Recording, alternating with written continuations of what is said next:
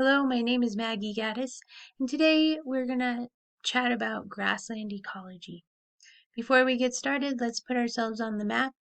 I am talking to you from southern Colorado at the foot of Pikes Peak, America's Mountain. We are right at the interface between the plains and the foothills, and this here is the Garden of the Gods Park. In our agenda today, we'll discuss the ecology of grasslands, we'll review several common species in the Pikes Peak region, and we'll look at Weber, Ackerfield, and Wingate, leading authors, to understand grass vocabulary, botanical vocabulary that facilitates understanding the identification of grasses. So here in Colorado, we are very lucky because we have almost 10,000 feet of elevation change in our state. What you're looking at here is, I think, the Sangres, or I'm not entirely sure because I have taken many pictures over the years, but there aren't too many mountain ranges in the state that take on this kind of singular range appearance. Anyway, as we can see on the lowest elevations on either side of the picture, we have a treeless landscape. And then at the tops of the mountains, we also have a treeless landscape. In the plains, in the lowlands, and in the alpine, in the highlands, we have no trees, and this is an indication of how dry the landscape is. Of course, the landscape is dry for different reasons in these two life zones. But it's just something interesting to note. When you're thinking about the plants in Colorado, you can think about the stature of the plants as an indication of how much moisture is available. In between the plains and the alpine, we have three life zones. We have the foothills, the montane, and the subalpine.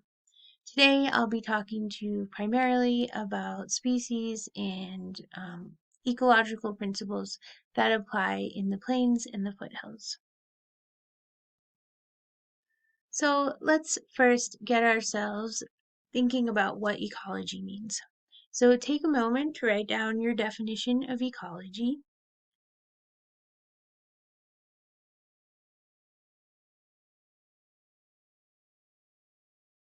All right, now I'm going to show you a definition. This is a really common definition, the study of how organisms interact with their environment.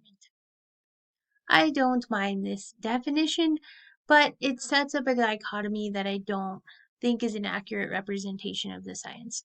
So a lot of times we think about the environment as being a static principle and the organisms are reacting to it, but there are organisms in the environment. So I prefer this definition. Ecology is the interaction between abiotic and biotic factors in the environment. And abiotic factors are non-living and biotic factors are living.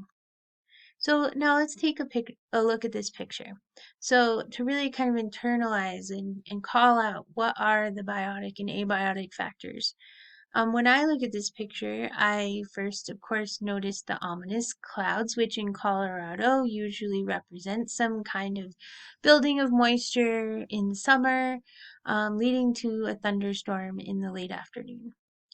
And then also I can see that there's a river, and I can see that the landscape is rather flat, and the river is sinuous, it's bendy and windy, and that tells me that it's as a pretty free-flowing river as far as rivers go. Also, I can see that that river is wide. It is probably a second order stream. Primary order streams are small streams at the tops of watersheds. So when I focused a lot of my abiotic discussion on the moisture and the water in the picture, but of course there's other things we can't see like the basement soils. Now thinking about the biotic factors, there's a lot going on. So we have two life zones in the picture. We have the grasslands in the foreground and we have a riparian life zone in the background. So those trees that are I can't really tell if they haven't leafed out or if they're senescing, but those are cottonwoods, and they are facultative phreatophytes. They're the only tree native to the plains ecosystem, but they are actually native to the riparian ecosystem, the riparian life zone that travels through all of the other life zones. And then we see in the middle ground that there's this manicured landscape of grass, and it looks like a monoculture. And then in the foreground, we see a more wildscape of grass. The plants have more heterogeneity, and you can see that they're on the right, bottom right, there is a railroad bed right here. And so there's some kind of uh, feature that's dividing the landscape right there. So ecology is the interaction between the abiotic and biotic factors in the environment, and when we look at a picture, we should start to think about teasing those out. So in the grassland, there are certain characteristics that typify the ecosystem. So in grasslands, we typically have mild slopes, lots of solar radiation, and wild swings in temperature. This is true pretty much anywhere in Colorado due to our elevation. But in the grasslands, we can have over 100-degree temperature change. The average rainfall is 12 to 15 inches per year. Now, this is just very little compared to many other life zones in the world. And also, it's important to note that the 12 to 15 inches of rain don't fall in equal quantities per month. There could be several months where there's no rain at all, and we go into a very xeric landscape. Also, fire is a very important factor in the grasslands. Several of the pictures I will show you would indicate that the fire regime has been suppressed. And some easy indications of this are an abundance of woody materials in the grassland, for example, yucca and sagebrush. In the grassland, soils are slightly alkaline and they're medium to fine texture. And this has to do with the limestone basement rocks that are common around here. In the grasslands, we have lots of grasses, the primary biotic features, but there are many others. Don't worry, I have them all in store for you. Grasses have jointed, hollow stems and clusters of small membranous flowers arranged in spikelets. Grasses have fibrous roots, low lignin content, and annual leaves, and all of these features lead to rather decent soil development. And this is especially as compared to other life zones in Colorado where conifers typify the overstory of the landscape and needles behave very differently than deciduous leaves. So we can see here in this picture in the middle, A represents a fibrous root system and B represents a taproot system. And they're two different means of sequestering moisture. In a fibrous root system, there is a lot of surface area to take advantage of ephemeral precipitation that comes sometimes in deluges but does not come very often. And then the taproot is a different evolutionary adaptation for storing water in the plant organ. Grasses can be perennial or annual. Most native grasses are perennial, and some terrible invasives are annuals, most notably cheatgrass. Perennial plants live from year to year, and annual plants propagate via seeds only. So, of course, also there are many beautiful flowers in the grasslands, and we have another video out about the wildflowers, and I will just skip right over this, but if you want to take note of my iNaturalist account name, it's EcoCity Colorado Springs. Biotic factors also include animals. The primary ecosystem manager in the grasslands is absent, and that is bison. The action of hooves, grazing, and poop contribute to grassland renewal. And we might wonder, are cows a good substitute? This could be a very lengthy sidebar in a lecture, so I will let you to do your own research. If you look at the Prairie Ecologist article that I have noted here, it gives some interesting feedback and commentary on the topic. Now, if we think about this reference on the right about management intensive grazing on irrigated pasture, we can think about how management it's not that cows are bad and bison are good, it's how we manage them. The way we manage our grasslands in an agricultural setting really relates to this grassland renewal. How can we mimic the behaviors of bison such that the grass is self-renewing in the ways that it has evolved to act with its primary ecosystem manager, the bison? So, for example, when you graze a field to 90% use, the grass just completely stops growing for 2 to 3 weeks. When you allow grazing to occur to roughly 70%, we have 50% dormancy in the grass. And if, however, you graze a plot to 50% use, the roots never stop growing, and the plant is recharged by the grazing effort. The grazing actually stimulates growth. The other thing to note that is interesting concept to keep in the back of your mind, even in your home garden landscape, the length of the above ground parts of grass relates to the length of the below ground parts. So if you, for example, can tolerate your lawn mowed to 4 or 5 inches, it will be a more drought tolerant lawn because it will have more fibrous roots. If you prefer, a golf tee, you're going to have a harder time keeping that grass moist because there will be less roots to take up the available moisture. So, in addition to large mammals like bison, there are myriad small mammals in the grassland, and they assist with the mechanical breakdown of carboniferous material, insect control, and prey for raptors and seed dispersal. So, what I have shown you over here on the right is just part of a table from a Colorado Natural Heritage Program biodiversity tracking and conservation system.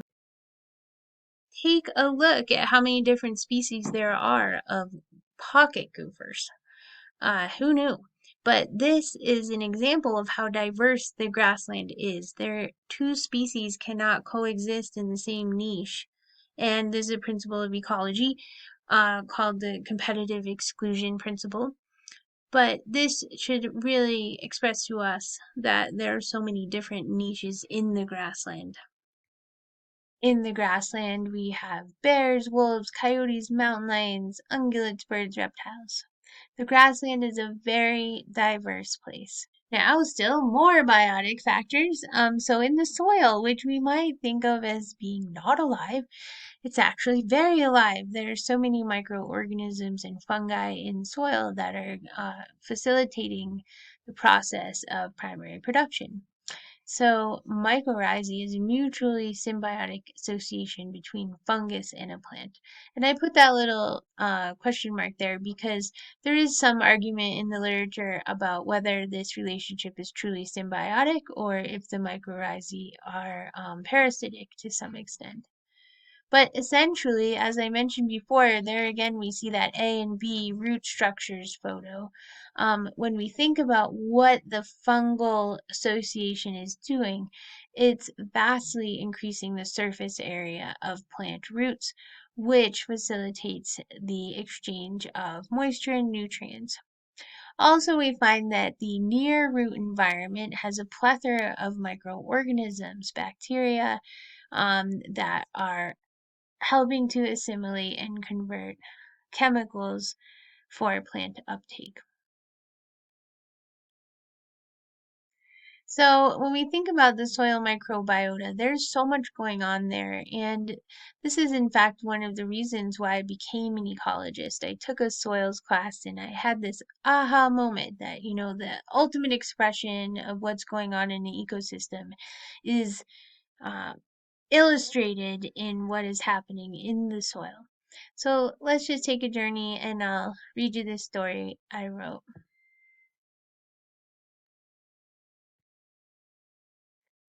No-till agriculture is of great interest to scientists and community members at the Land Institute in Salina, Kansas, who are attempting to develop perennial agricultural grains from native grass species. Conventional agriculture requires fossil fuels in several ways while also releasing carbon from the soil. Perennial grasslands are carbon sinks because carbon is stored in the root systems, and over time more carbon is stored than is released in cellular respiration. When we till the fields for the next year's crops, the plants are sacrificed, and thus all carbon sequestration ceases. Furthermore, the carbon in the root systems decomposes more rapidly because of the mechanical breakdown of the plant material coupled with the introduction of oxygen into the soil. Both fuel the cellular respiration of the soil microbes eating the plant material, which is called decomposition. The field itself becomes a carbon source. While writing this for the first time, I envisioned the soil microorganisms grazing like cows in a grassland. Essentially, the soil microbes and cows are doing the same thing. Both are animals, both require oxygen for metabolic processes, and both respire carbon-containing compounds. Both consume plant matter. A big difference to note is that cows exhale methane, a super powerful greenhouse gas, while soil organisms respire carbon dioxide. Getting back to the carbon balance of conventional agriculture, the fuel used to run the super tractors to till monoculture fields comes from ancient plants and animals. These fossil fuels are carbon sinks as well. When combusted, they too release carbon into the atmosphere. This is a double whammy. Soil carbon and ancient carbon is released in conventional agriculture. The whole process of growing plants becomes a carbon source. It sounds paradoxical. If we could adopt perennial agricultural practices in a number of food sectors, we could slow climate change. We could keep the carbon in the plants and soil and avoid consuming fossil fuels in the management of the agricultural system. So, as delicate and interwoven as this ecological dynamic is in a grassland, there are numerous threats to the grasslands because guess who else likes to live here?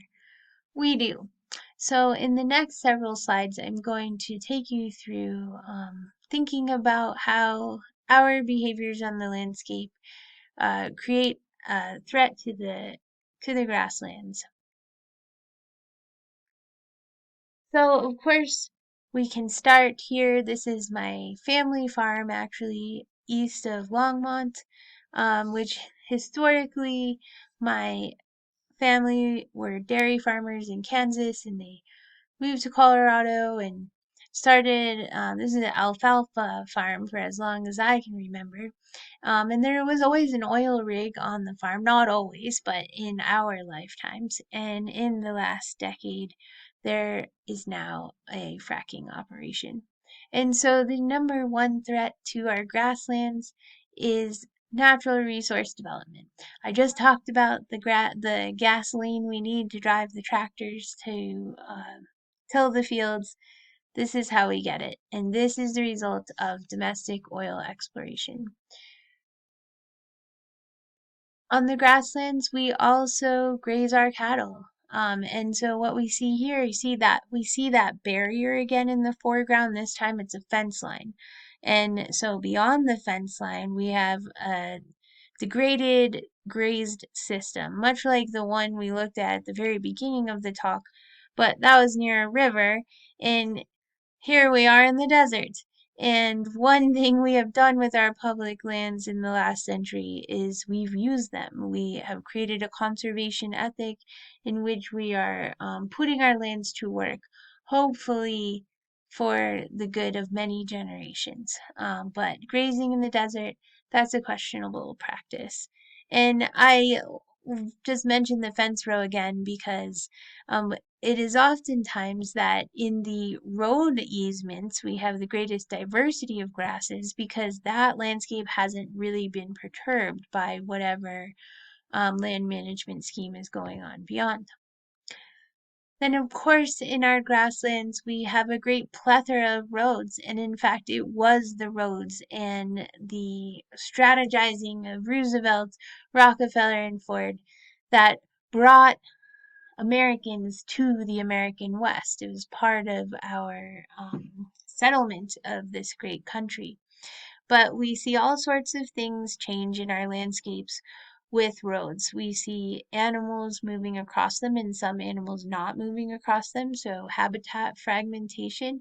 We also see like the aggregation of moisture, so we can have weed corridors that are associated with the sheeting moisture off of the rains. And then, of course, we have other deposition of automobile related chemicals into our water sources when our roads come close to our waterways. Now, of course, many of us chose to come out to the American West. We chose to come out here for our love of recreation and nature, but we are loving our lands to death. And this is an example, this is a picture in the Garden of the Gods where we have more traffic than almost any other public land in the United States. It is the busiest city park, and we have as much visitation as Rocky Mountain National Park. But the Garden of the Gods, 2.5 square miles in the middle of a city, and Rocky Mountain is 25 square miles, same number of people. So what we find in our grasslands is that it's a very resilient system until there's a lot of impact, right? And right here, the impact is simply walking. So as we walk over the grasses, they're degraded, and the soil is then no longer being held by their fibrous roots. And then the deluge of monsoon rains come, and we find that we have great erosion problems. More about our need for energy. In the American West, we have in the last decade really increased our efforts to have domestic resources for renewable energy. And this sounds wonderful. However, there are consequences. This is the solar thermal generating facility on the border of Nevada and California in the Mojave Desert. And so on the ground, there are just thousands of panels, and they're actually reflecting the light up into these towers.